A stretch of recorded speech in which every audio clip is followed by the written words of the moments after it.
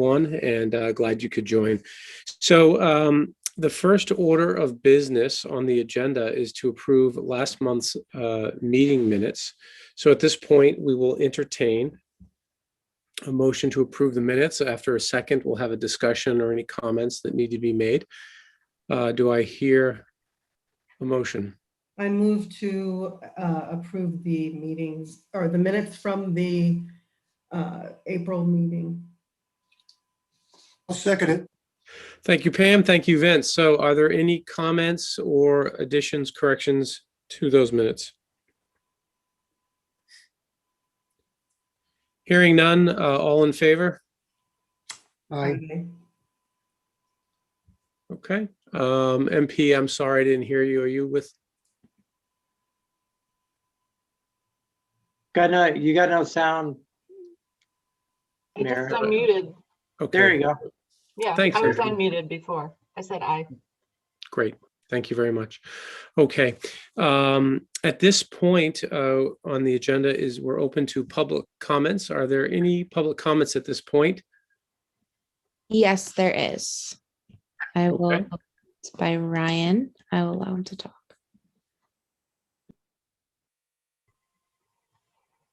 Hey, good evening. Can you hear me? We have you, yes. Thanks. Thanks for having me, and thanks for having your public comments, at least one of them at the beginning of the meeting.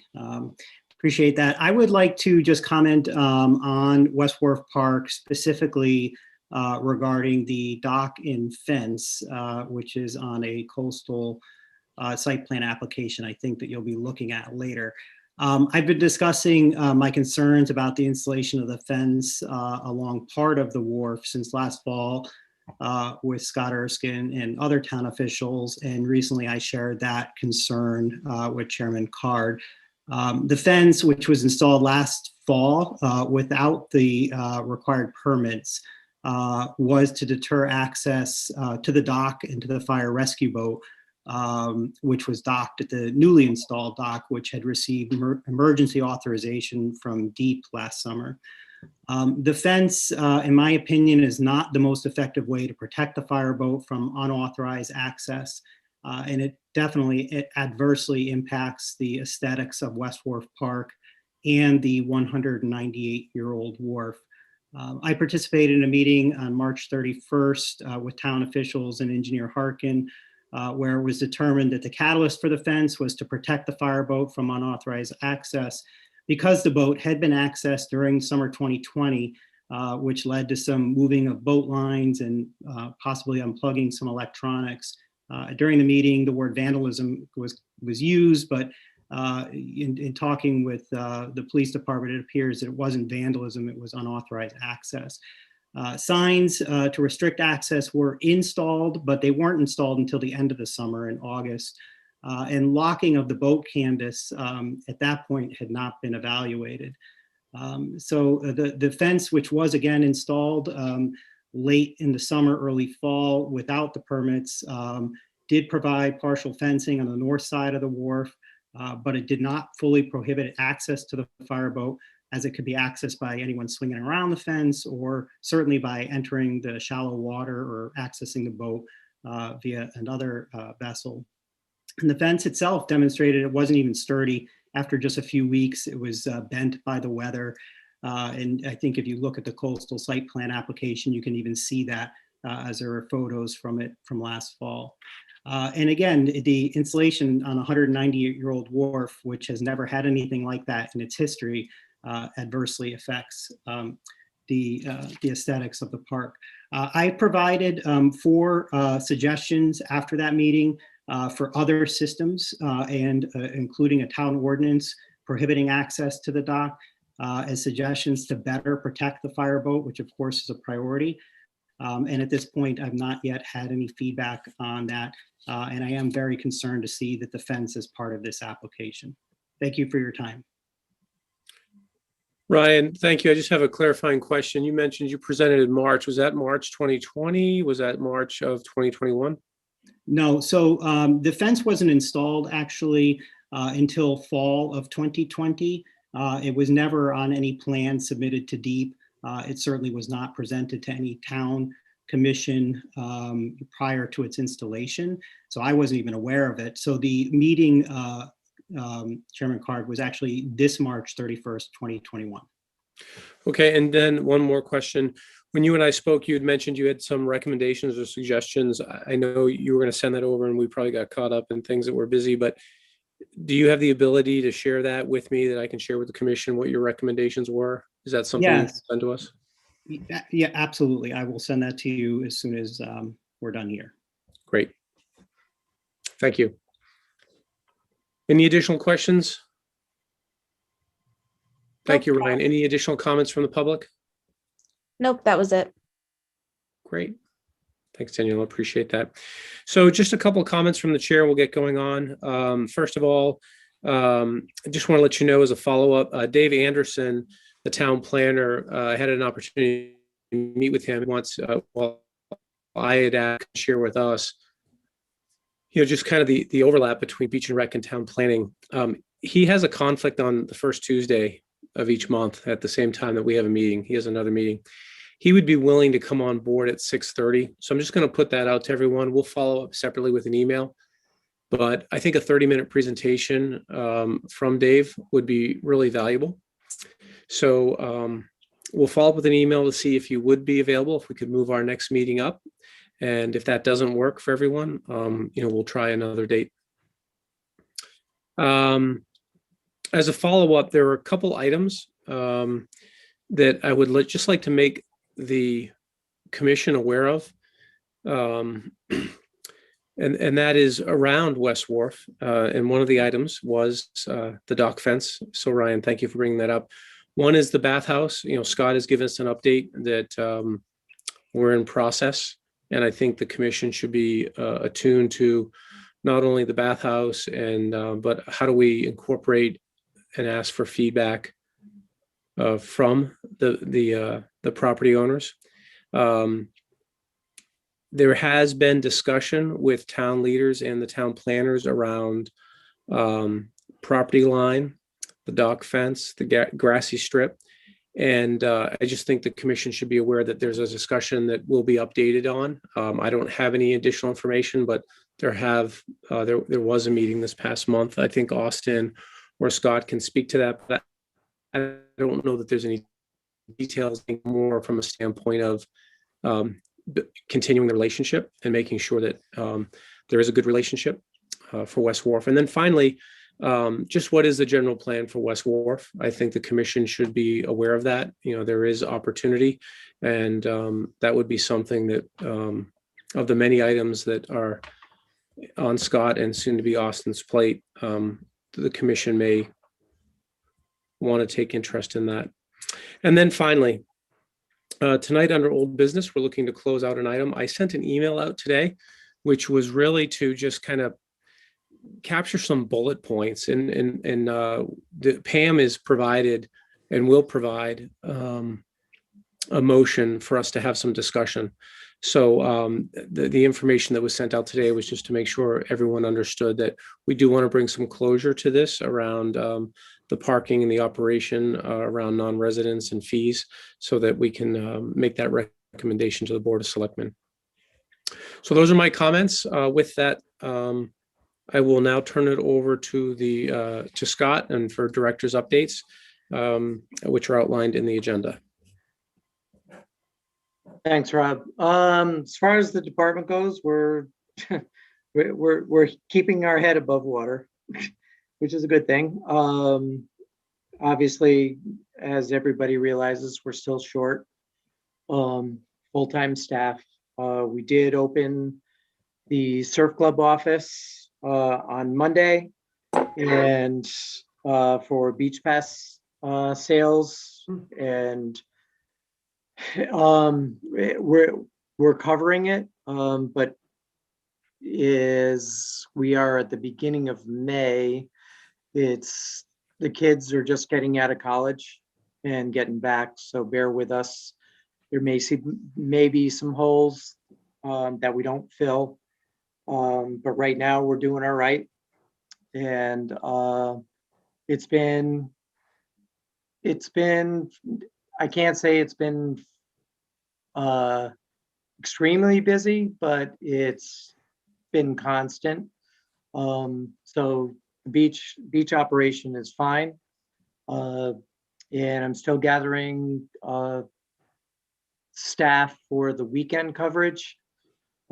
As I said, a lot of the kids aren't back from school yet. So I have to try to gather up all those that are around to cover the gates for this weekend for East and West for residency. But I think we'll get it covered one way or another. We always do, but this is really a change from normal operations as we usually start Memorial Weekend. So we're just kind of scrambling at this point. So Scott, question on the call we had last week with Peggy on the update, one of the questions from the public was, have we filled all the positions for gate guards? And I believe the answer was yes. So are we staffed? Do you feel good? Yeah, yes, we're definitely staffed, but they're not out of school yet. Right. The So, weekends are what we're covering, so school doesn't impact that? well, the college students is what we have, and college students haven't gotten back to Madison yet. Understood. So we have few that are around, and I'm going to be tapping them to try to cover the gates this weekend. And then it's going to get increasingly more robust as the kids start coming back. So I think we're gonna be okay because it's just the two gates, but it's just lining them up to be there. Gates are in, the gate guard huts are in place. We'll be putting out the signs, proof of residency required, as we did the beginning of last year. So those will be out on the gates, and we should be all right. Okay. Let's see. As I said, we're still one person down. We do have a job description going out to fill that position. Unfortunately, we don't expect the individual to be returning. And I will speak offline on that regard because it is a personnel matter. And we're working on the budget. We may need a line item transfer here and there that we'll be going for, and but I expect to end up in a positive state with the budget. There's been a lot, I mean, running since last March and then going into the new fiscal year with a lot of extras. It has been tough with what our needs are, and overtime within the grounds department now with baseball. So bear with me as I work through that, and I'll be working with Austin on that as well. Can you say that the budget is We'll end up in the positive. okay? Yeah. Let's see. As far as the beach season data, we did a study, and this relates to the business under old business. As far as the parking, our highest within the last 5 years. I think we went back 5 or 6 years for non-resident. The highest peak we've had is 45 non-residents on a given day. So I think what I believe that is going to be proposed will be very sufficient in keeping with our parking plan. You know, you talk to the maintenance guys or grounds guys and the staff. It's really the holidays, you know, the July 4th, July 3rd, the big weekends. That's where it gets tight. But every other weekend, there's plenty of parking at the surf club. Obviously, the East and West, yes, they get full. but we still do have parking. Scott, for the benefit, for the benefit of those that will watch this, and I don't recall the number, but our max non-resident is 45 day passes. When we look at seasonal sales, how many are day passes for Madison residents that have visitors in versus non-residents that buy on their own?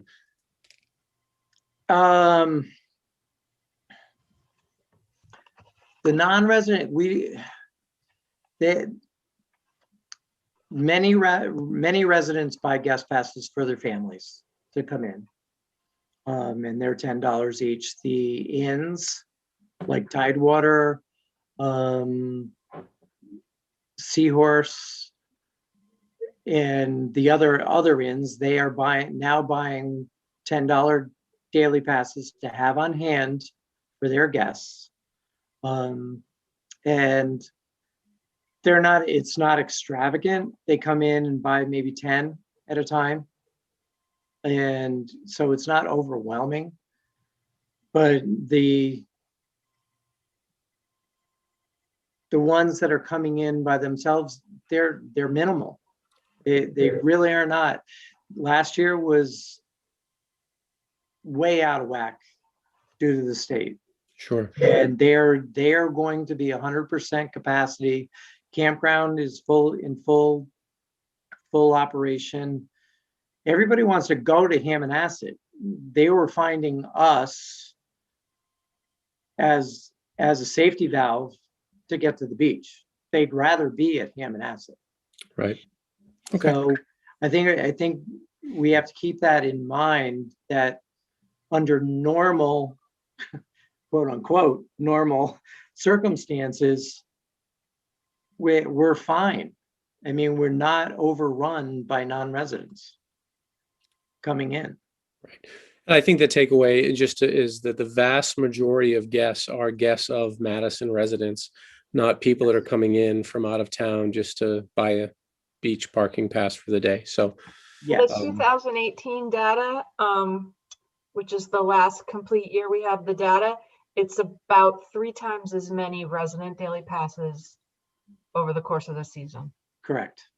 thanks, MP. So thanks, Scott. Sorry to put you on the spot, but I think that's No. important for continually remind our residents. So thank you. I guess that's what I'm here for, Rob, you know? Right, well, yes, you and MP as always, we can count on the data. So thank you both. So as far as projects, we are working with another model pavilion and another idea for Salt Meadow to bring it within budget. I think I alluded to that last meeting, that I was looking at going to a waterless restroom, solar powered, solar lit. It's a sensitive area, so I think it might be a prudent move to do, as we're so close to the river and salt, i.e. Salt Meadow, to not put in a normal septic system. This would be self-contained units, which would require pumping. They're two 1,000-gallon vaults, and each one holds up to 15,000 uses.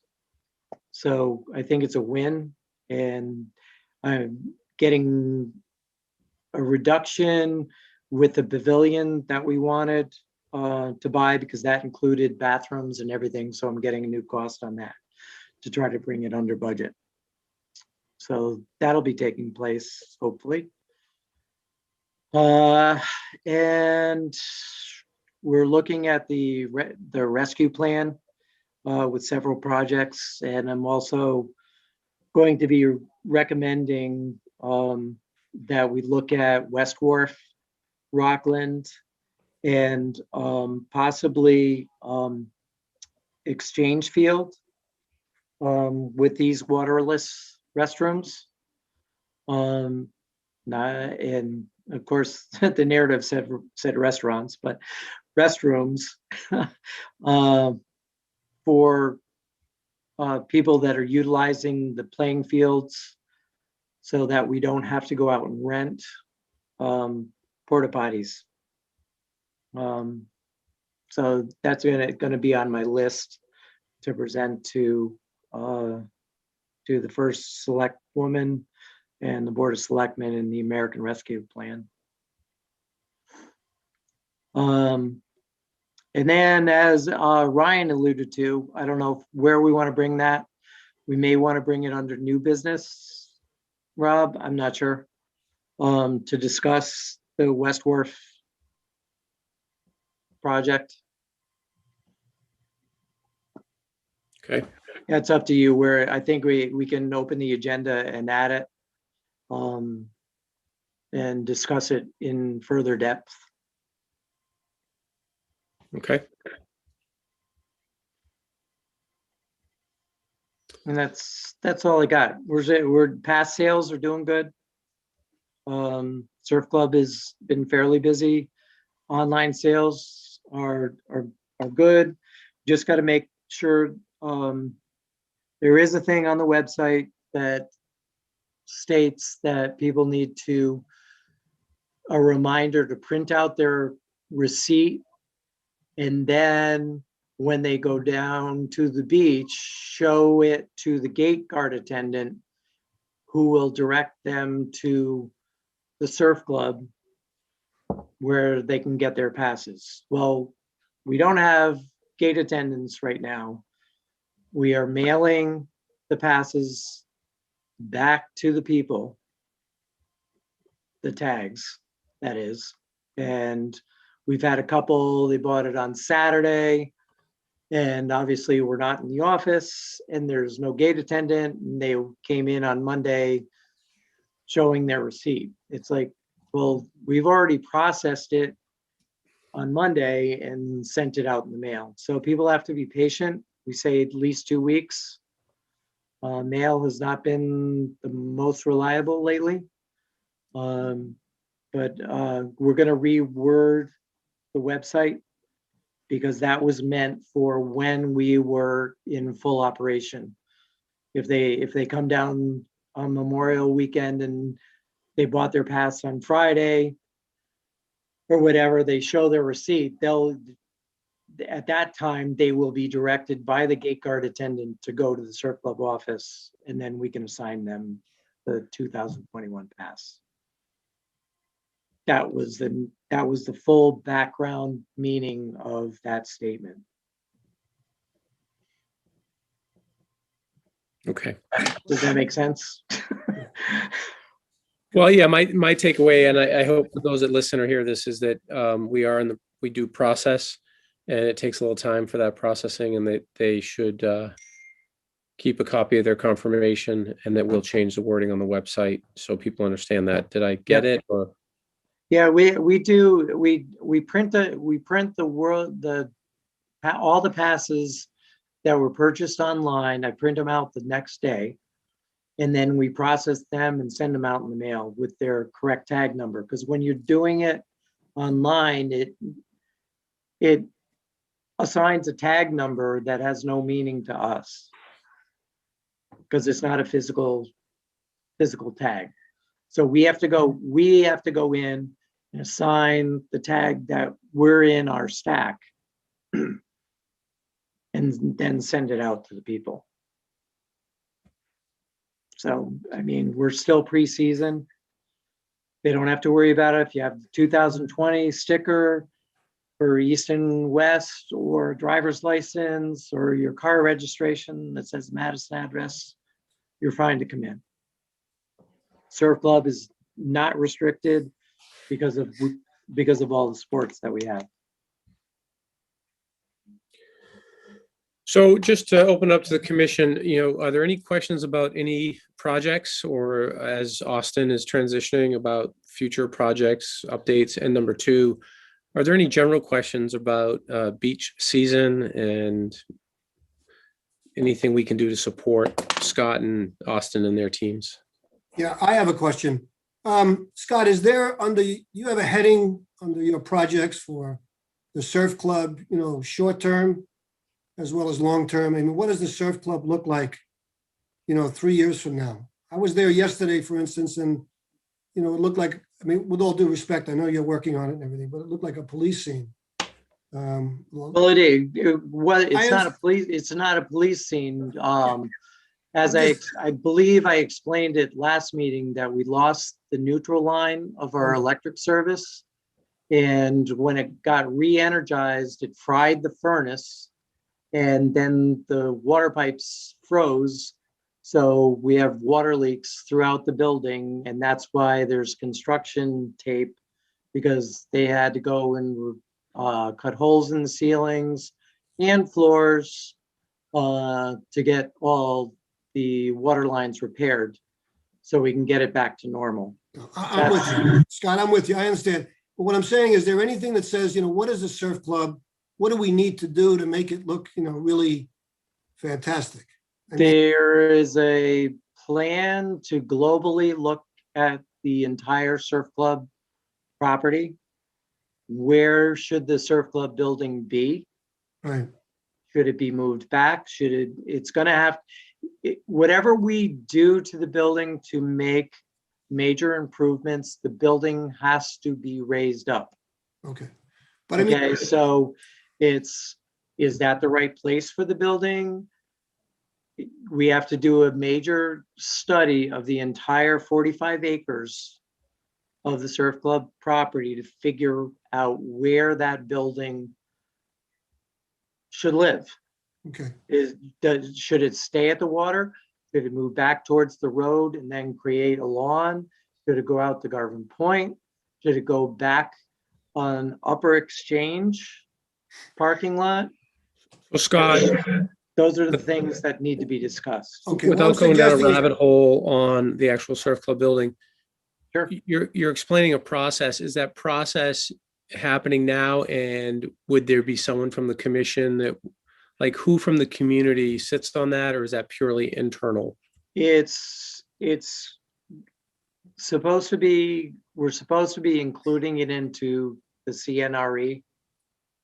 And Bruce, you are well aware of it, that we're looking at the entire property, looking at access in and out to try to increase positivity rate of getting people out of the park and stopping the lines building up on West Wharf Road. So Peggy wants to look at the entire complex and see what we can do. So Bruce, is that a process that's actually happening? Is there some group that's doing this with CRNE? I'm not really aware of a process per se. It has certainly come up as a discussion. A couple of years ago, we went as far as getting some architectural drawings done. I think that we as a town need to reimagine what the surf club is to us as a town. And then from there, we can go on the engineering of it. But Scott is right. Anything we do, and personally, I think that we need to tear the building down and start from scratch. And we need to retreat a little bit from the coast and elevate. I think those are just givens, and really build something that's going to be there for another 75, 100 years. Knock on wood. What we haven't done as a community or a board or the CIP committee is to envision what capabilities we want to build into the surf club. We know that Beach and Rec needs programming space. We can imagine that we're going to need a business type office, something consumer facing that can be used for these day sale types events. And then, there's the additional meeting spaces, for rental, meeting space for town use, wedding venue type rentals, just general party rentals. I think these are all the discussions that need to happen. And we're not making a lot of progress on those right now. I hope that we can do more of that in the very near future. And certainly the thoughts and inputs from this commission would be invaluable to that conversation. And quite frankly, I think that it would be appropriate for this commission to continue to prod that conversation moves forward. It is the cornerstone property that you folks oversee, and ensuring that the public conversation continues to move forward is great, and you're naturals for that. Bruce, could I ask a question? My understanding is that there is a Coastal Resiliency Commission, or Yeah, so we have a couple of moving parts. Yeah, I was just curious what those parts are. Yeah, so the first part is the strategic vision of the town, right? And so the natural resources, including the surf club, are part of that strategic planning process. There is the Coastal Resiliency Commission, which is looking at the vulnerability of our coastal areas and the floodplains, and then making recommendations on how we should move forward in those endangered zones. And then there is a newly formed facilities committee, which is looking townwide at all of the facilities. And the surf club has the honor of being impacted by all three of these discussions. So it will be a bit of a juggle to make sure that it all moves forward. But yeah, those are the three groups that are going to be having discussions in one way or the other about the surf club. The CIP does have a placeholder in there for a remodel, but it is a $0 placeholder. In other words, it's recognizing there's a project on the horizon, but it's not attempted to put any dollars next to it. Because we have no idea what that end result is going to look like or be, or where. I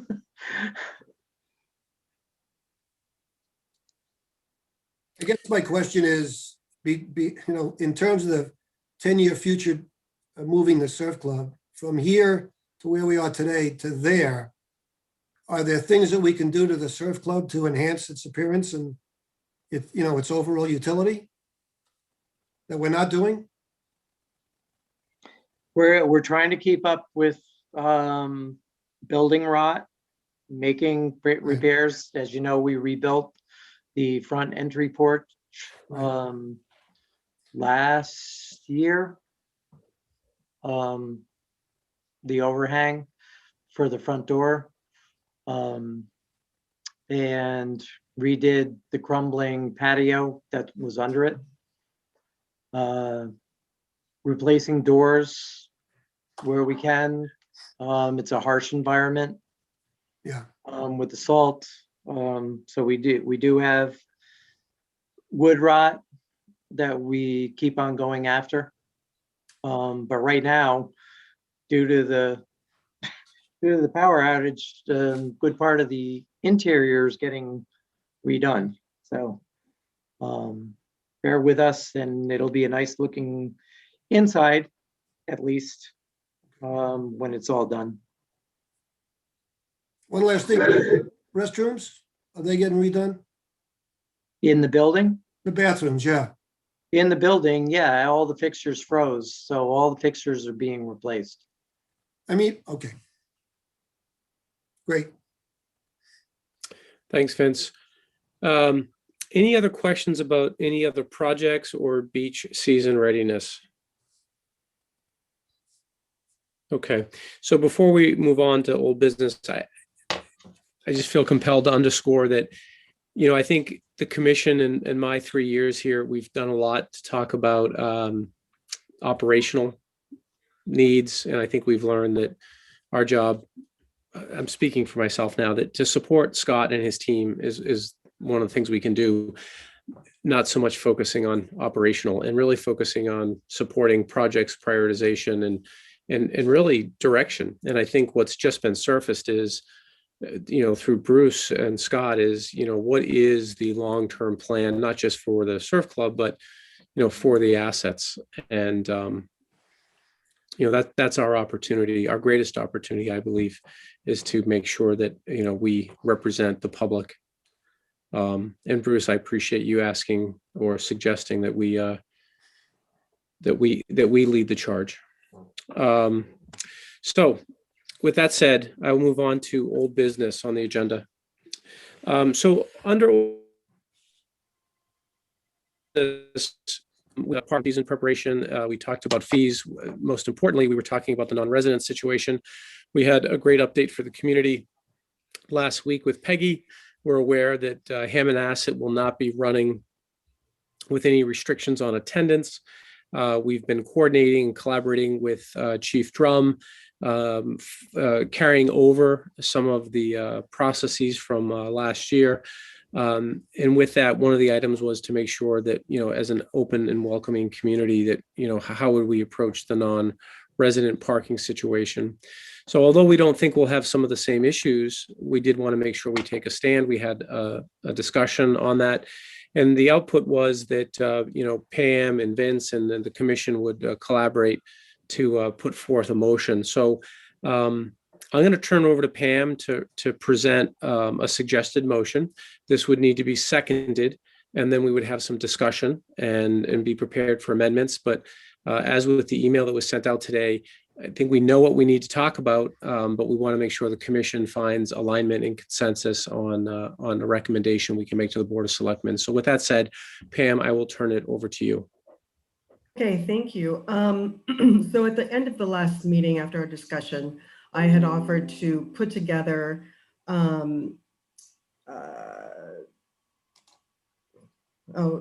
it's always at these moments that your computer wants to restart.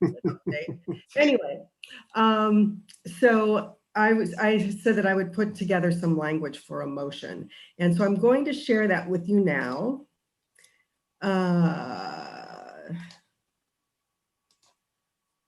And can everybody see the draft motion? So I've been wrestling with language, and I just want to preface this by saying that this is a draft motion that I'm going to propose. Everything is up for discussion and change, but I was basically trying to address, again, our discussion last time regarding non-resident beach passes. So I would like to make a motion to recommend the following policies for the sale of daily beach parking passes to non-residents for the 2021 beach season in Madison. Fees. And I just want to say the first three, I think we all came to a consensus on. Fees, rates for non-resident daily beach parking passes will be set at $25 on weekdays, Monday through Thursday, and $40 on weekends, Friday, Saturday, Sunday, and holidays. This would be effective Memorial Day weekend through Labor Day, which this year is May 29th through September 6th, 2021, during regularly established gate hours. Limits. Non-resident daily beach parking passes will be limited on weekend days, Friday, Saturday, Sunday, and holidays, Memorial Day, July 4th, Labor Day, to 15% of total beach parking spaces, which based on 500 parking spaces was 75. Availability, and I think those were very clearly, we had a consensus on those 3 points. These next two parts or bullet points to this motion it has to do with my trying to think through how to operationalize the whole idea of limits. And even though we did not discuss explicitly about availability, I'm going on the assumption that we meant that we would be limiting non-residents to 75 spaces on weekend days and holidays, but we were not guaranteeing, we were not reserving that number of spaces should Madison residents arrive and park first. So that beach parking, in the same way, we wouldn't really reserve it for any particular group of people here in town, that this is all based on a first come, first served basis. You will also see that I have a question mark on how to apportion parking spaces at each beach location. And I think that's something we still have not arrived at any conclusion. And the fifth point would be that the sale non-resident daily beach parking passes will be available for purchase at the Surf Club office location only. Purchase to be at the time of, I can't read the Arrival. of arrival, thank you.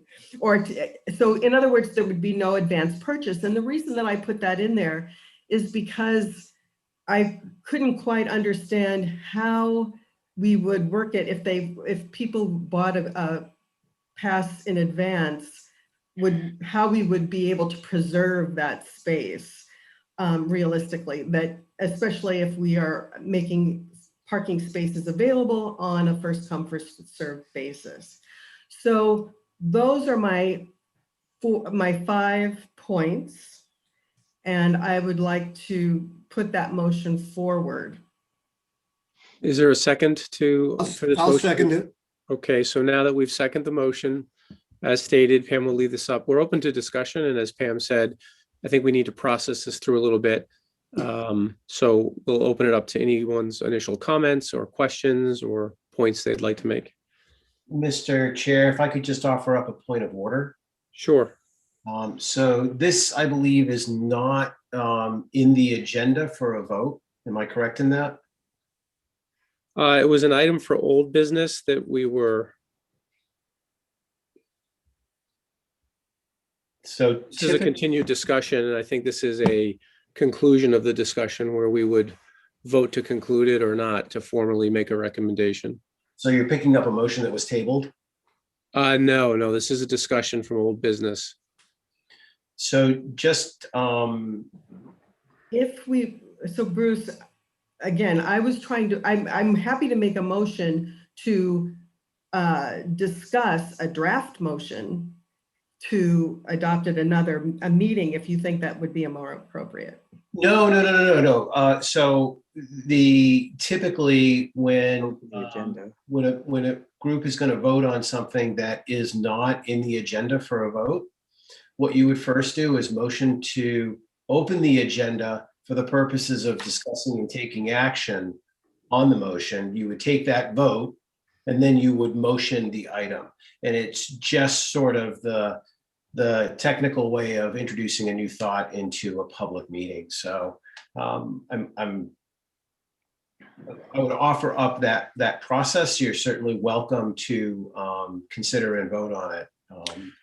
Yeah, so Bruce, thank you. That is completely on me. I'm probably more lax on it, but that is a fair point, and rightly so. So Bruce, to take your direction, we would be looking for a motion to open the agenda to take action. We would second that. This is what we would ultimately want to discuss, but we'd have to agree. This is where we're headed. Is that fair, Bruce? It's in effect a two-step process. Okay, thank you. So thank you, Pam. My apologies. So we've heard where we're trying to head. So at this point, we would ask the commission the chair will entertain a motion to open the agenda to take action on old business.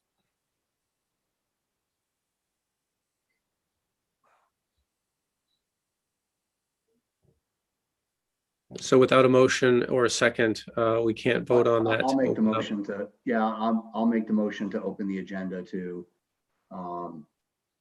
there's already something in the agenda about discussing this. So I guess is the motion that we will take action. Is that? Yes, yeah, there would be a motion to open the agenda to take action.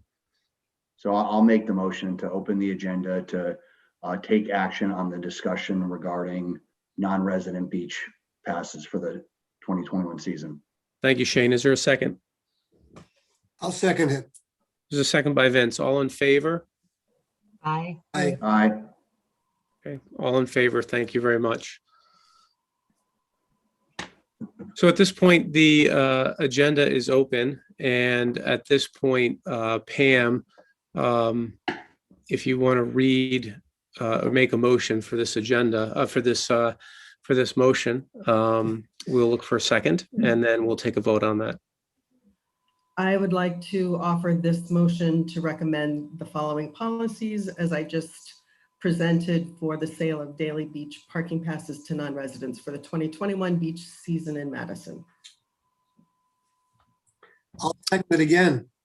So Vince has seconded that. All in favor? Aye. Oh, Aye. wait, Do we have Do we have any discussion? discussion? Oh, well, I mean, this isn't a vote on, but that we're opening it up. Yeah, now that there's a motion, we would have Okay. discussion. Yeah. Yes, discussion. Thank you. Sorry. MP, did you have a question or something to add? yeah, I just wanted to comment about the apportionment of parking spaces. You can apply the 15% at each spot, so you could have a maximum of 3 spaces for non-residents at West Wharf and 8 at East Wharf.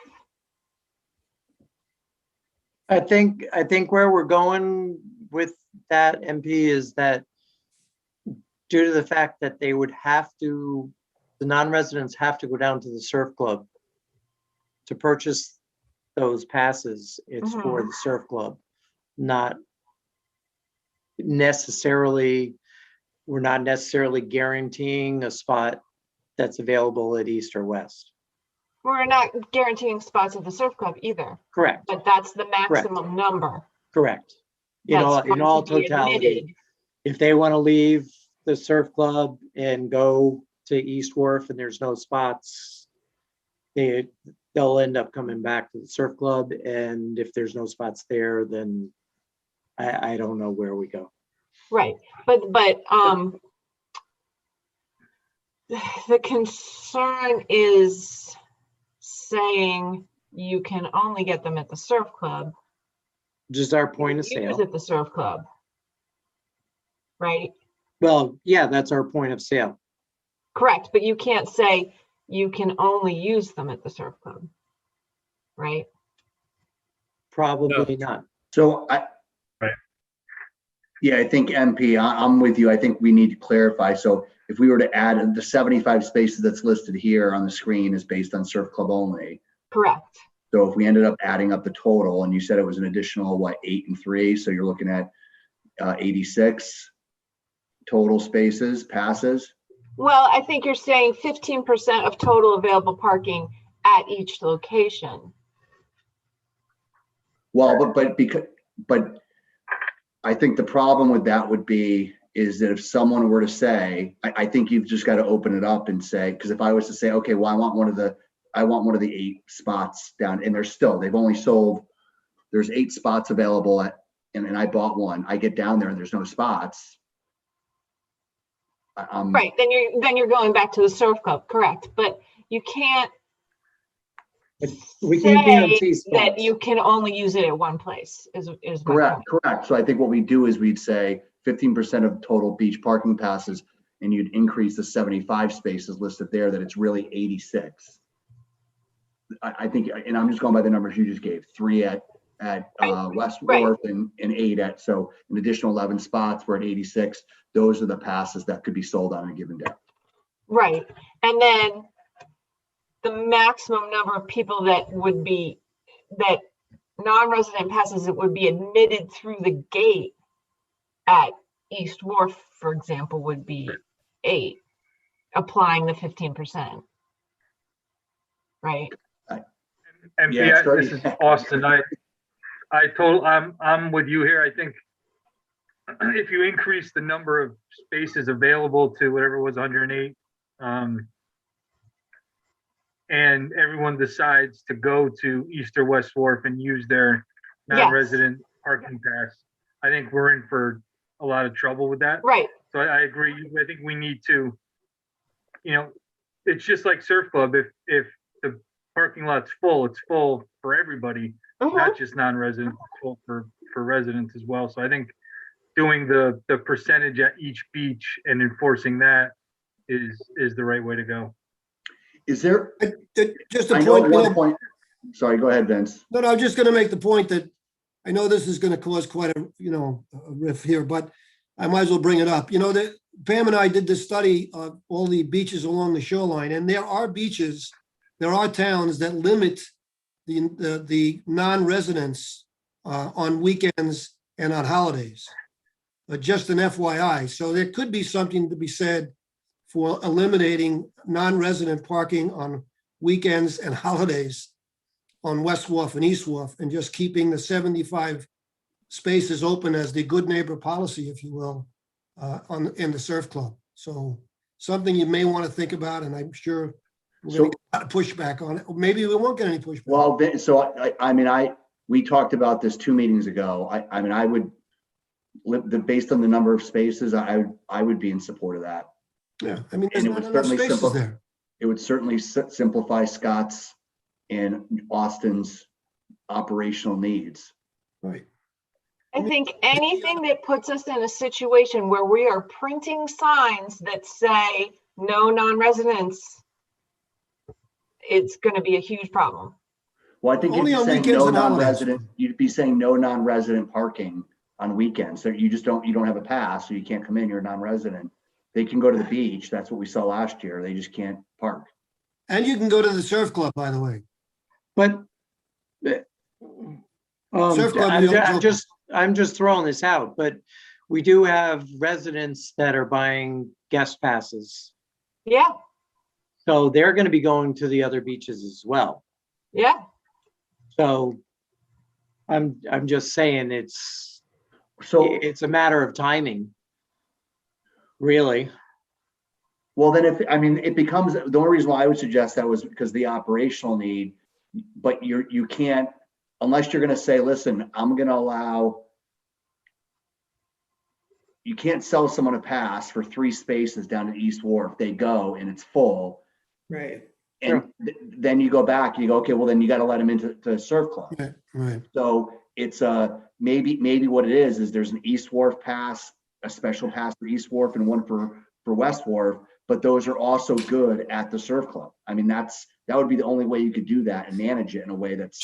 So I think if I can, there was a lot of discussion on the last calls around, a simple process, number one. Number two, allowing the Department of Beach and Rec to logistically manage the logistics.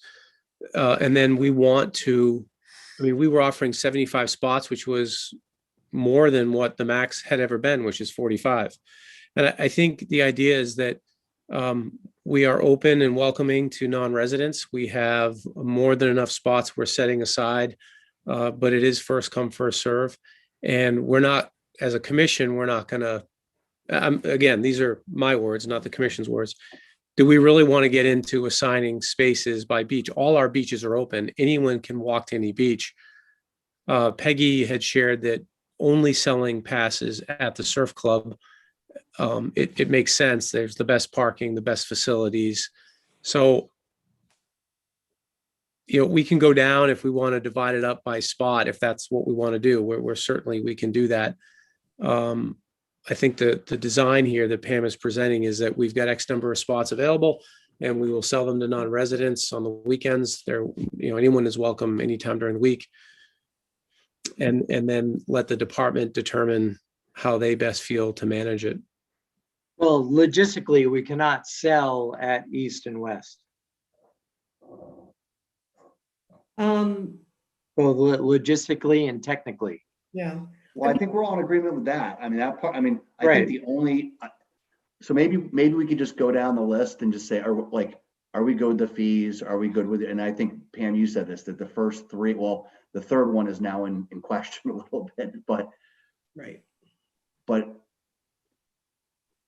I think we're good with the sale down at the bottom. At least I haven't heard any negative with it being only the surf club location. So.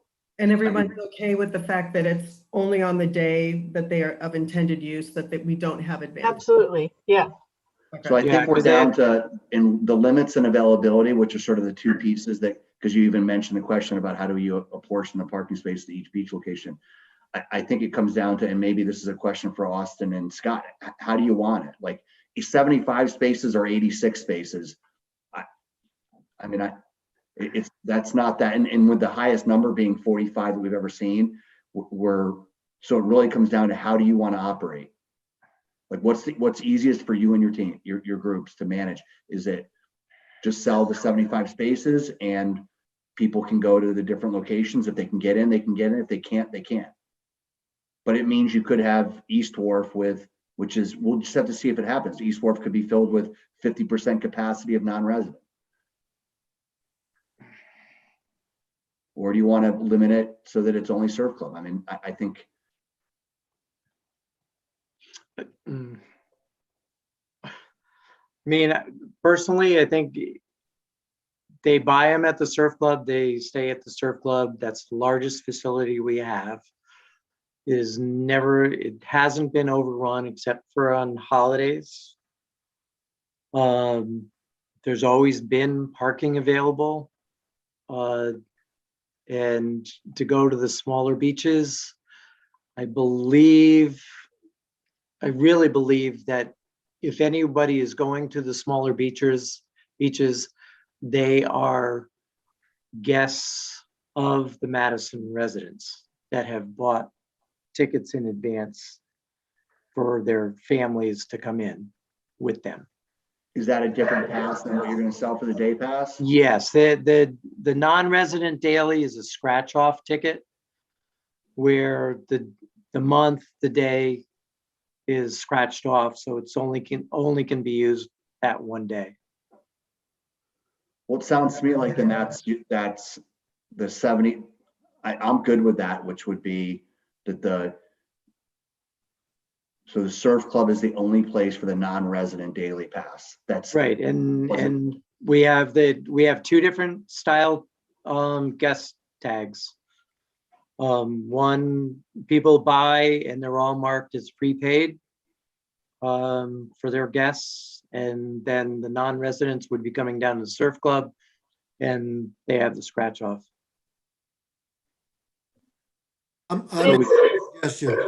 It's the only place they can purchase it, but it's not the only place they can use it, even if in practice that it's probably where they're going to stay. Unless we state that they need to be at the surf club.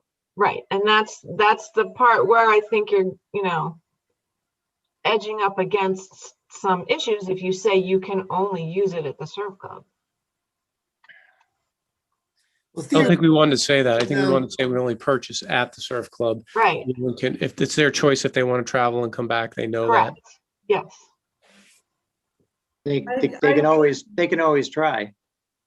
I wonder if we're just creating a problem that doesn't really exist. And I think that I have no problem if we have a certain number of non-resident passes that we sell, and just do all of the beaches on a first come, first serve basis.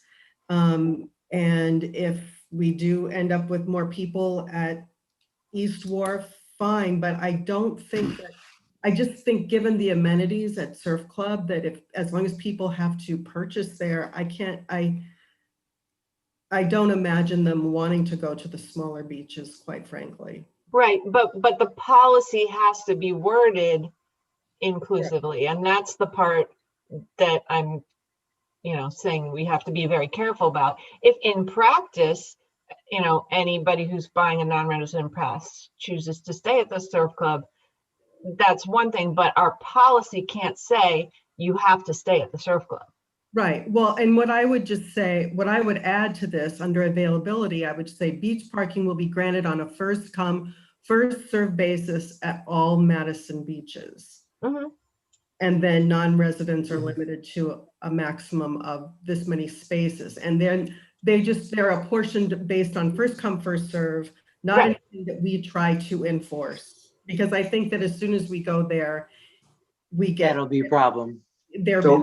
So just so I'm clear then, so we would be limiting to like if the 9th car shows up at East Wharf, that car is going to get turned away. Non-resident. If No, there's no availability. If there's, no, yeah, but there's parking spaces, but we've said we're only appropriating 15% of the parking spaces at the beaches. Or are we just saying we've allocated 50% of total, which is the 86, and then wherever they park, they park. And if they can find a spot, it's theirs. and that's what I would do, Shane. I would do we're doing 15% of our total parking spaces, and the beach parking will be granted on a first come, first served basis at all of our town beaches. So if they get there first, then That's their spot. that's their spot. Yep. I just think that will keep it easier for the easiest. And also not make us vulnerable to any Criticism. criticism, right? Yeah.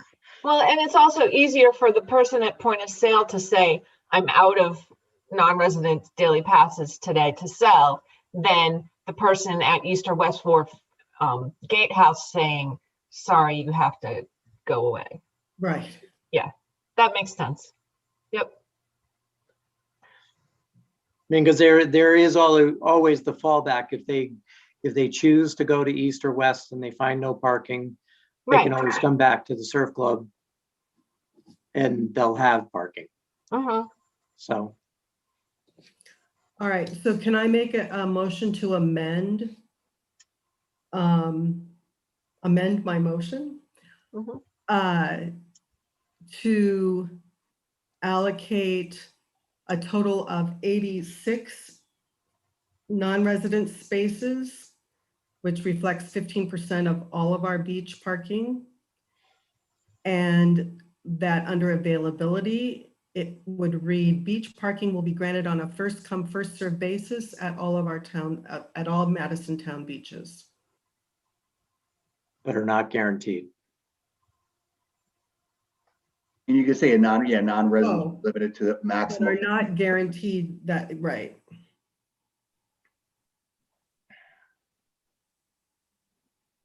The rest would, again, it would read 86 spaces on weekends and holidays, but are not guaranteed that, yes, that number of spaces.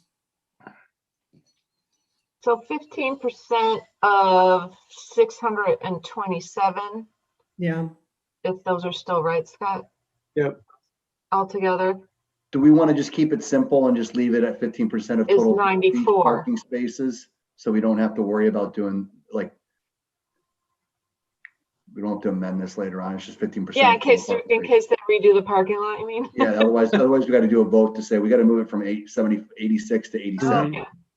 Just say it's 15% of total beach parking spaces, and Scott and Austin can. Right, that do the number math. can be kept in the office when they buy the stuff. yeah, that's a good idea, Shane. Thank you. Yeah. Okay, so the motion's been amended to reflect 15% of total beach parking spaces. Without Any second. stating a specific number, yes. And Shane has seconded that. So at this point, is all in favor of that amendment to the current motion? In favor? Aye. I, Yes, as long as it includes for use at any of our beaches. yeah, First come, first served basis, yeah. All right, so the motion has been amended. Are there any other items that anyone would like to discuss or have questions about or add any points to this? Yes, I do. There was some discussion at one point about talking about parking places in West Wharf, moving West Wharf Gate back to, is it what, Park Avenue? Parker Avenue. It has not been. Yeah, Parker Avenue. Has not been fully worked out yet, Vince. Okay. So I just want to say, Well, we- Vince, that's a good question because there's 12 municipal parking spots there. So that's Okay. not part of the beach per se. Right. And that is part of the ongoing discussions that the town is having with the hotel. So I don't know that it pertains to this motion, although I'm open if the commission feels it does, but it's a fair question that the minutes should reflect that, there is a tabled or ongoing request on moving the gate that we need an update on, and that would include the 12 municipal parking spots. Austin and Scott, it's 12 spots, I believe. I thought it's 16. No, 12. So let the That, minutes that's it. reflect. That is if we give, not even give, but allow the hotel restaurant half of the parking spaces that are next to their building, which is partially on their property anyway. Well, and All those spaces on that side are shared land. That are next to the hotel? Yes. So who monitors the no parking signs, the 2-hour parking? It's a public road. So it would be police department. So Vince, I'm not privy to the discussions. I will say that there are multiple people representing the town and working with the hotel to support a solution that benefits, the community, the hotel. And we will get an update or should get an update. It's a fair question. What Pam, I'm saying is, what I'm suggesting is there a reason why we don't move the gate back in any event? I mean, Well, the reason that was explained is that the hotel during the summer season takes deliveries almost daily. If there's a gate forward of that, then the gate needs to be moved to let some of the 18-wheeler vehicles come in. And that was one of the primary reasons. Scott, I don't know if there's anything you'd want to add to that. Yeah, we moved it up and the trucks had a problem turning around, so we backed it up a little bit more. And then we ended up falling all the way back to our normal spot. Where our parking lot starts. And we were trying to monitor the 2-hour parking, and you cannot chalk tires anymore. And we were trying to say, okay, this person's been here longer than that. And it wasn't well received. Let's put it that way. So I just want to kind of put a bow on this, and it's something that we do need follow up on, Vince. And then I think Pam has a comment. Chief Drum is aware of the situation. There's been a request for monitoring. We're not staffed for that.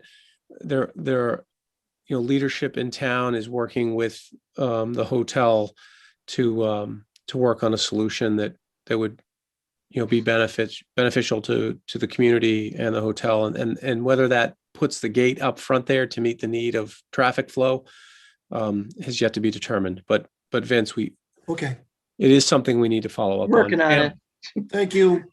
No, it's fair. Pam, I Thanks, think you had guys. some comments. Oh, I just wanted to make one comment about those parking spaces is that I think it does provide a service to the town to have some parking other than the valet parking at the hotel for the Wharf restaurant and for people who want to go and, dine there. And so I just think having some public parking available that is not tied to the beach is a good thing. Thank you, Pam. Okay. So the motion on the table has been amended to represent 15% of total parking spots would be available for non-residents. I wish I could just cross things out and edit right now. Google Docs, but we'll get you there. Any other comments or questions or feedback on this motion?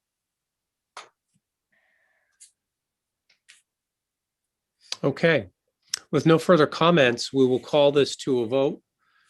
The motion reads that we would recommend the following policies for the sale of daily beach parking passes to non-residents for the 2021 beach season in Madison, as outlined below. A fee structure, effective dates, the limit, which was amended to 15% of total beach parking spaces.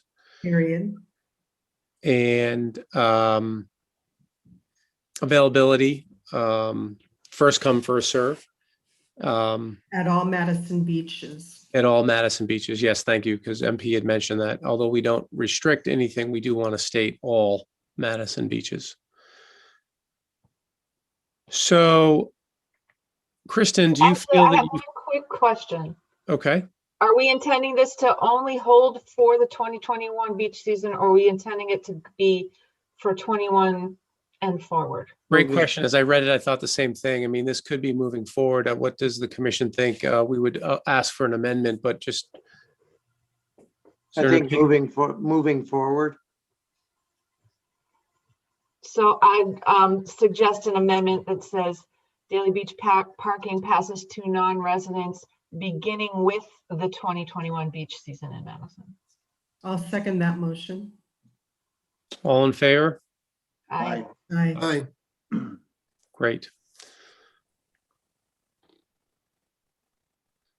So Kristen, that motion in that first sentence to recommend following policies, the sale of daily beach parking passes to non-residents to begin in the 2021 beach season. Is that fair, MP? To begin? Beginning with, yeah, beginning with with. the 2021 beach season. Kristen, do you feel you have the motion captured? Do you want to ask for any clarity or read that out, or are you on mute?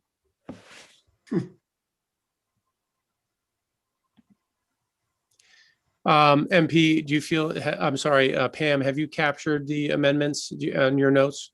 I have, and Okay. I can certainly, Great. I will send the final motion to everyone.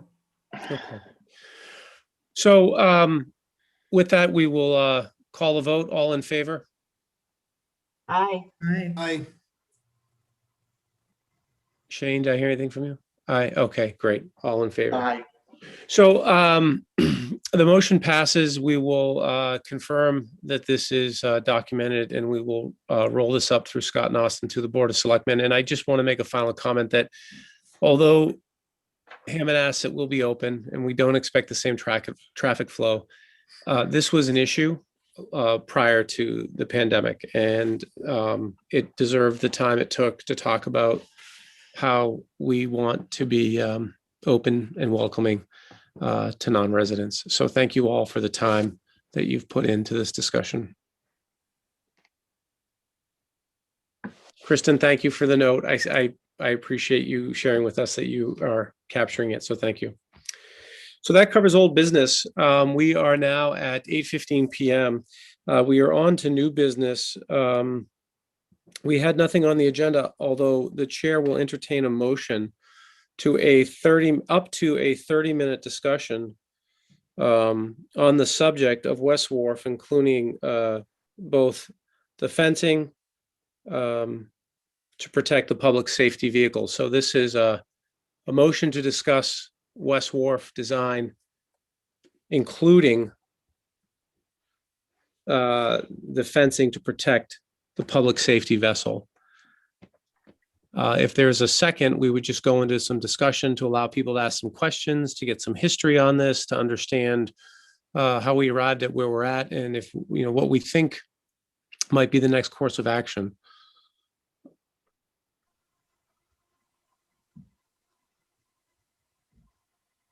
So without a motion or a second, we will not have that discussion. Is there a motion?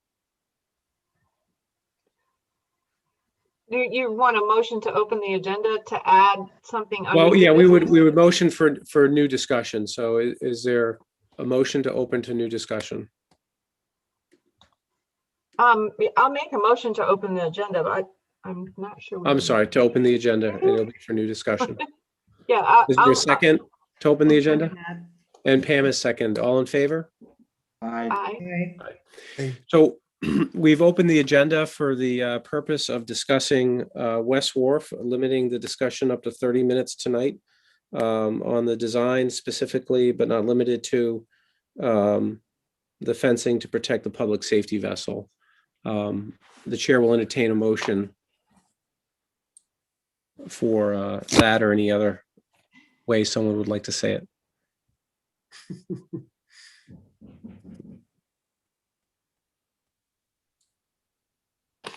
So just Rob, you want a motion to have a discussion about the fencing and plan for West Wharf? Is Yeah, that- exactly. So I'll make the motion to have a discussion regarding the West Wharf fencing and plans that were put in place to protect the emergency vehicles. Second, Is there any time limit that either of you would put on this, or? Well, the chair would like 30 minutes, so we'll make it 30 minutes. and I'll second the motion. All in favor? Aye. Aye. Great. So I think if we could begin, Ryan gave us an update as to the current state as he's experienced it. Scott or Austin, at this point, would you like to kind of level set us with your perspective, and we can ask some questions and have some discussion from there? Sure. As the project of obtaining the wharf evolves, it was determined that we would be best suited to get an emergency permit from DEEP to install a floating dock system for the fire rescue boat at West Wharf. As many times when the fire department was called out, when it was on the ropes, it was on the ground due to the tide level. And so that delayed responses, and in some cases, they ended up having to go out with their smaller vessel in order to make a rescue of an overturned vessel or people in distress. So we submitted an emergency permit that was granted by the state, and the two mooring poles were installed, as well as the floating dock system for the rescue boat. And as I stated, it was an emergency permit for only the fire department and the recreation department's boat as a backup vessel for response. Over the course of the season, obviously it was, I can't even remember when we got the poles installed in the dock, but it was mid-season. And it became apparent that our youth were being abusive as far as gaining access to this $200,000 vessel, and on it, trashing the boat and leaving, cans, bottles. They even got into some equipment. The fire department has sensitive radio equipment, radar, etc. It's got a canvas surround. It does not have a hard cabin to protect everything. And with them being on the dock, they were jumping on and off the floats. They were swimming between the dock and the wharf. And it was felt that we needed to protect the boat further. I ordered fencing to be up on top of the dock. As you know, the dock rises and the boat goes along with it. And when it was a high tide, you could easily step from the wharf onto the dock. There was a miscalculation after the dock was installed. And as you know, under COVID, product was severely delayed. So this fencing went in mid-late summer, and it was a trial. And we had a storm where the dock fence, which is cantilevered over the timbers that are there. The one end was not long enough and it got caught up on the dock coming up and got ripped off. So that adjustment would be made. Ryan expressed concern over it, as he stated earlier. And we had held a meeting. It was a productive meeting. The meeting was between fire department service, Ryan and Steve Atkins as harbor master. And we came up with some ideas and we're exploring them. And it was felt that, seeing as though the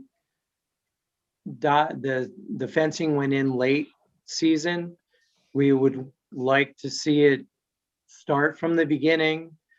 When the boat goes up, the fence would go up, and we would install the proper signage both on the dock itself to keep people off and up on the wharf saying this is, fire emergency access only. And we know we have to go to P&Z for the fencing, but we felt when we installed it was to protect the town's asset. So we will be going through that step. The fencing is above the coastal jurisdictional line. So it does not need DEP, as far as I believe that it doesn't need DEP permit, because it is above the coastal jurisdictional line. And the CAM permit, coastal area management plan, was submitted to the state with all pictures and relevant data to satisfy the emergency permit that was granted by DEEP. And we're trying to move forward, and we're looking at the CAM permit includes water, electricity, and probably bringing in cable so we can get video surveillance on the dock to watch over the boat. And if got to figure out how it's going to be monitored, as well as alarms, but we want to try to do everything we can to protect the asset of the town. We know it's an historical structure, but the fencing was the only thing that we could come up with right away in order to do the protection that the fire department felt it was needed.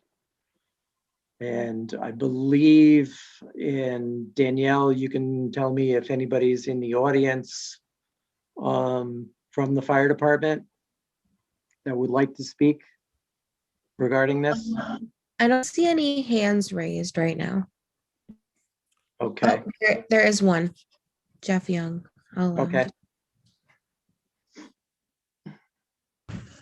Hello, my name is Jeff Young, Lieutenant with Madison Hose Company. I'm also in charge of the Marine Division.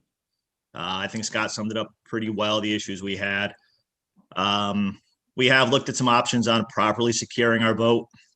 Any options we could do to secure the canvas any better. We looked at some camera options. We have one of our members does security systems. And the issue we ran into with putting cameras down there right now is the cellular service isn't adequate to support that. So until the time comes when there is power down there, we really don't have any way to put a camera up. And on top of that, as Scott spoke to, there's monitoring issues. A camera is really good at showing us that somebody did get on the boat, but it's not going to prevent the access to the boat. So last year we had a couple instances where people were on the boat, tampered with our electronics inside, had some lines moved around. We also had a couple issues where there was a number of people on the dock who didn't necessarily belong there, and they were impeding our access to get on the boat, not really cooperating the way. Jeff, can you convey to the commission the positivity of having the dock there? versus our on response- being on the rope? Yeah, our response times have come down substantially. The time it took to pull the boat in on the old rope system, even on a nice day, was not really conducive to emergency response. But now being on the dock, whether it's July or October, we're able to get on the boat and not have to get into the water. If the conditions are a little bit rough out and there's waves starting to come into West Wharf, it was previously a dangerous situation trying to get the boat off the rope and off the beach. Where now that we have the dock, really none of that really affects us. So operationally, it's phenomenal. We have the ability to bring people back to West Wharf now, where we can get them on the dock and get them up to dry land better than bringing them to a beach and trying to unload them from the boat in a haphazard way. I think we have to point out to the commission and to anybody listening that this was the first step in this project. Our overall goal is to bring a dock system all the way up, and for removing patients from the beach, from the water, say they were on a gurney or something, the dock system would run up alongside the wharf and exit out onto the parking lot, so we can load them up in an ambulance for faster response. Because right now, the only access is lifting them up and getting them up and over the gate or through the gate to get onto the wharf and then bringing them out. But this is the first step. The second step was getting the access out to the parking lot. And then the third, hopefully, is to create a dock system for other boats and transient boats to have access to get onto land and visit Madison.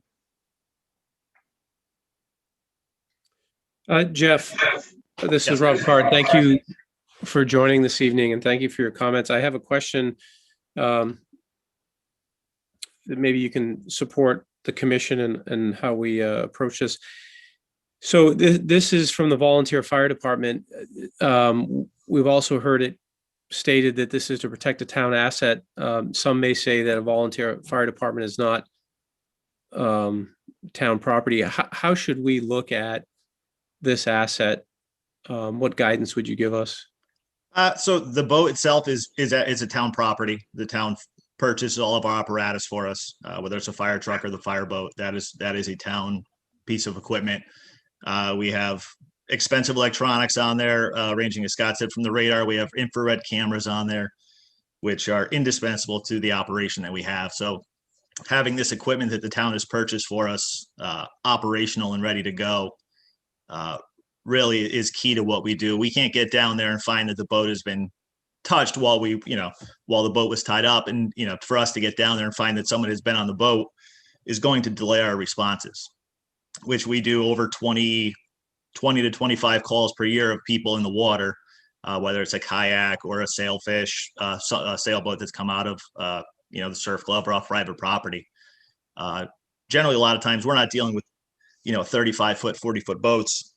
It's kayaks and small boats where people are actually in the water. So for us to have a delay in our response because somebody has been on the boat really is putting people in danger out there.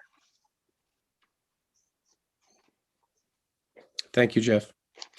Scott, just a clarifying question. You had applied for emergency permit. Did that include the fence or was it No. inclusive of the overall work? How would you state that? No, the fencing was not included on the emergency permit. That was an observation and a needed necessity to protect the asset. But because it's above the coastal water line, or I think you said you believed it didn't require a deep permit. What permit would be required for appropriate fencing? Planning and zoning. Okay. And with the commission's approval, we'll proceed with that and have it run its course. for permission to have the fence. Okay, thank you. And again, you know, we're trying other alternatives, and as Jeff said, self-service down at the water is not good. And if we can get a hard line system, it will help. But as he indicated, it's a reactive that, yeah, there's somebody was on there, and then you have to backtrace to see if you can identify. I think we have to work with the police department to take a more active role once we have all our signage up. And if they go down and see kids, adults on the dock, they get them off. Were there, I think in Ryan's comments and your comments, you said that there was recently the productive meeting. Were there other alternative options for? Everybody was throwing ideas out.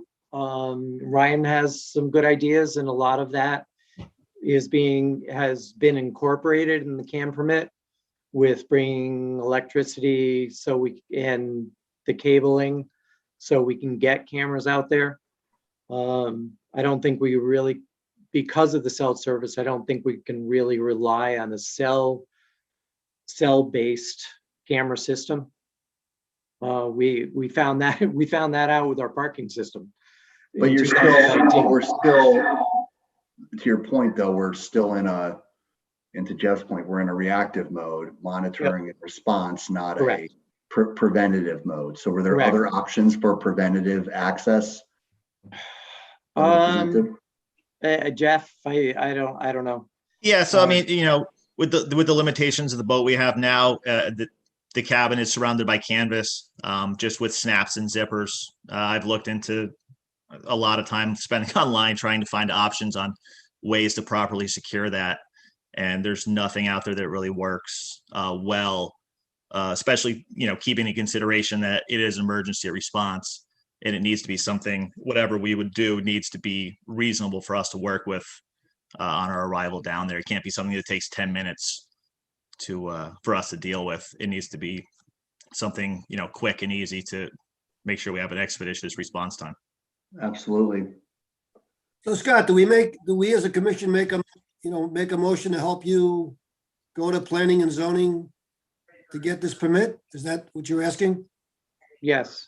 Okay, we'd have to open the agenda up and make it an actionable item, as Bruce indicated earlier. All right, just one other question. Does the other options that were discussed at the meeting, does that also include having planning and zoning permit? Well, the planning, the P&Z it would be just for the fencing.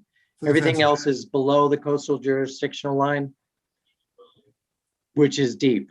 And that's already been submitted to get the lines along the wharf to get to the dock. And we do have signs we did have made up, and they will be out on the docks, both on the dock and on the wharf, saying, you know, stay off, not for public use, emergency access only. So it should be enforceable. I think Ryan indicated that if we can have the selectmen, we'd have to write it up, endorse an ordinance for enforcement of that, and get that approved. That would help matters, because signs are only their words. If it's not enforceable, we may still have a problem. So Scott, as a matter of process, should we be asking Jeff and Hose One what their standards would be for protecting an asset that they need to use? And then based on that, would you then take that to planning and zoning? Well, they were all Jeff, Bobby Kittle, Greg Carroll, Sam DeBurra, they were all in on the meeting, as well as Steve Atkins, and Brian was there as well. And as I indicated, it was productive. We came out with some good ideas. We just have to flush everything out to see what's really feasible.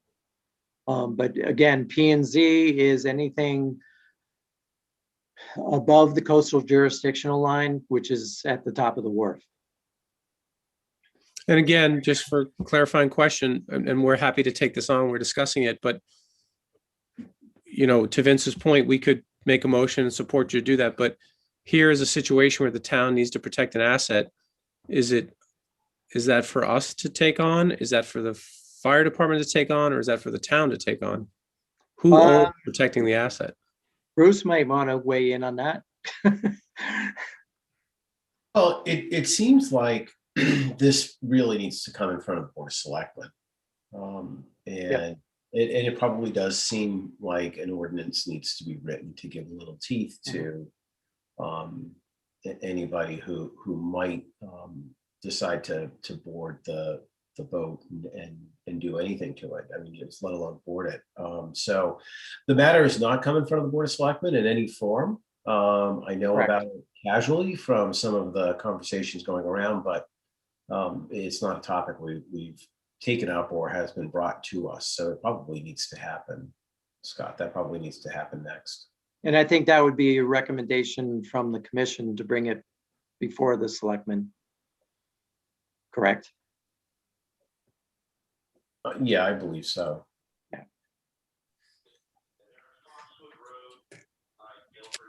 Okay.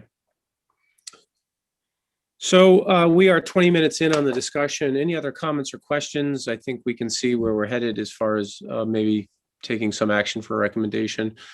Any other questions or comments that people might have about this issue? The only question I have is what's the timing of this, Scott, like from the P and Z, like when were you planning on going? We'd like to do it as soon as possible. But I have to go, obviously, we can submit an application to P and Z. I have to talk to Dave Anderson to get the timeline. But I think Board of Selectmen meets next week. And we may be able to discuss it at that meeting. And then move it forward on to P and Z. Okay. Hearing no other questions, this will end the discussion. At this time, the chair will entertain a motion to take action, to open the agenda to take action regarding West Wharf. A second to that motion will bring up the discussion, which is what do we want to put forth, and ask Scott what he needs from us for the Board of Selectmen. So is there a motion to open the agenda to take action regarding West Wharf? I'll make a motion. Vince has a motion. Is there a second? Second. Okay, I believe that was MP. So all in favor? Aye. Aye. Okay, so we are open for discussion to take action. The action is around West Wharf and bringing to the Board of Selectmen current state, as well as recommended questions to be answered and action to be taken. So at this point, Scott, what do you need us to formally support? Maybe that will start the discussion. Sure. Okay. I would recommend to the Board of Selectmen that an ordinance be drafted to formally organize and protect the town asset of the fireboat at West Wharf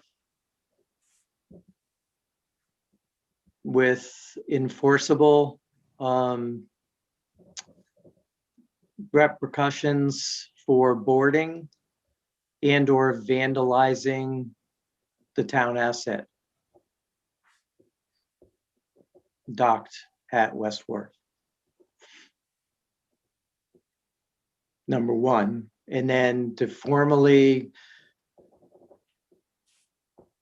apply to the P and Z permission to install a protective fence on the dock until such time it is determined that the fence may or may not be needed due to security measures being developed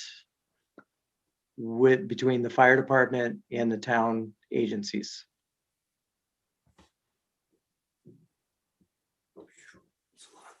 I know it's a lot. I'm sitting- Can that be It's a one? two- Can it's a that be two- one? It's a two-step process. I better turn my mic off. Is that two motions or is that one? Can we do one? Because they're both. Well, I recommendations. was just trying to explain the process, but I guess it would be first to go to the Board of Selectmen to develop an ordinance, but then I guess the second is to allow us as a department to apply to the P and Z. So it's kind of two. Trying to keep it all in one, Shane. You I need know, the that's what select- I was trying, I was hoping you. What's that? you need the selectmen's permission to go to P and Z. Is that correct? Well, I'd be running the project through them Mhm. to get their endorsement and discussion and ideas. Mhm. But we have to go to P and Z in order to have the fence up there. So why don't we take the first one first? So I'll make a motion about the ordinance and you can, and exactly what Scott said. I'm not going to try to repeat it. I couldn't repeat it. It was to recommend the Board of Selectmen draft an ordinance to protect, and I don't know if anyone else has, I can't read my writing here, Town ordinance, town asset, town asset, specifically the fire rescue boat. yeah, with enforcement for anyone that boards or vandalizes the vessel.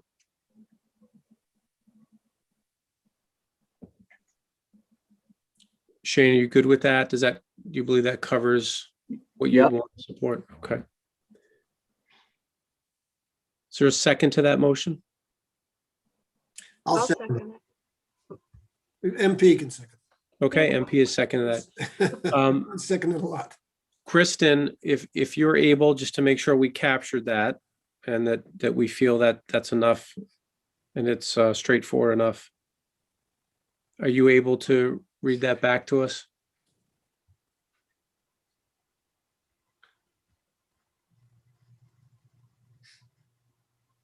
So Kristen, you're on mute. You are permitted to talk. Okay. Can you guys hear me? Yep, Yep. we got you.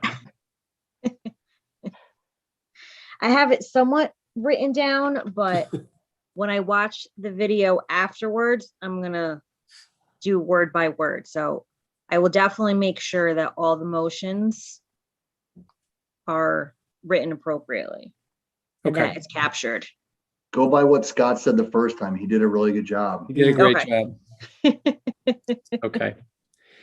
Is there any discussion on that? And we will confirm this in the minutes, which are due within 7 days. So we'll have those. Any discussion on this?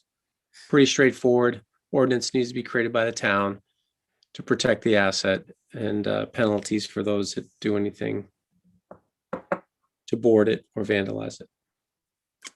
With no questions or comments, we'll call that to a vote. All in favor? Aye. Aye. Okay, motion passes.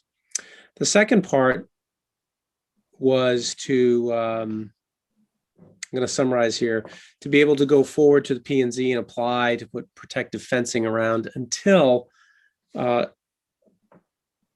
suitable security system would be developed by both the town and the fire department. So I'm not sure, Scott, if you feel that is the start of a motion. So can I just ask a question on this? Sure. So Scott, Yep. if we don't take a motion now and vote for you to, are you not going to the Board of Selectmen and recommending this conversation? Like, do you need Well, us to? I mean, I'll other go than to the giving, Board of Selectmen, but the Board of Selectmen can't, I have to go to P and Z in order to get the permit to reinstall the fence. No, that part I get. Yep. But all we'd be doing is making a motion, and maybe it's, it's ceremonial in terms of providing just that you have our support as a commission. Correct. Okay, so that's what I want to understand. You don't, Yep. if we don't vote on this tonight, you're still going into the Board of Selectmen next week and letting them know that you plan on going to P&Z. Correct, but I'd like the commission's support as well. Understood. Okay, so I'll make a motion for what Scott said about going to the P and Z to get the other permit. I just want to make sure in that, Yeah, in Vince, as long as it includes the language that said until such time that they Yeah. find a suitable replacement, right? Right. However Scott said it the first time was, So does the motion sound like that there's a motion to direct the Beach and Recreation Department to approach P and Z to reinstate the fencing, which will be in place until a unified agreement on a replacement security system is approved? Is that fair, Scott? Does that capture it? Yes. Okay. So the motion on the floor is to ask the Director of Beach and Rec to present to P and Z an application to reinstate the fencing until a suitable security system is agreed upon between the town and the fire department. My question is, did somebody second that? First of It all? has not been seconded. That's Vince. I'll Okay, that's second. been seconded by Shane. We're in discussion, MP. Okay, so my question is, does the permanent solution necessarily exclude fencing? Or, To the best of my knowledge, it is not, the permit is for the dock itself, the emergency dock, and the electrical, water, conduit, security camera does not, the permit has the pictures of the fencing that we have in place to protect the asset. But I do not believe that it's, as it's above the coastal jurisdictional line, it's not in the deep purview. okay, so if, I may stand to be Permanent corrected because I don't believe my engineer is online. I can clarify that with Mike Harkin, but I don't believe it's in the deep's jurisdiction. okay, so the permanent solution may also require fencing. Yeah, I think it's what does the It fire may. department and the town agree on? And I think Okay. Right. that'll be a So process. I just want it to not sound like it's necessarily going to replace the fencing with something when the permanent solution may also include fencing. Because you don't want to get in trouble down the road that way. Correct.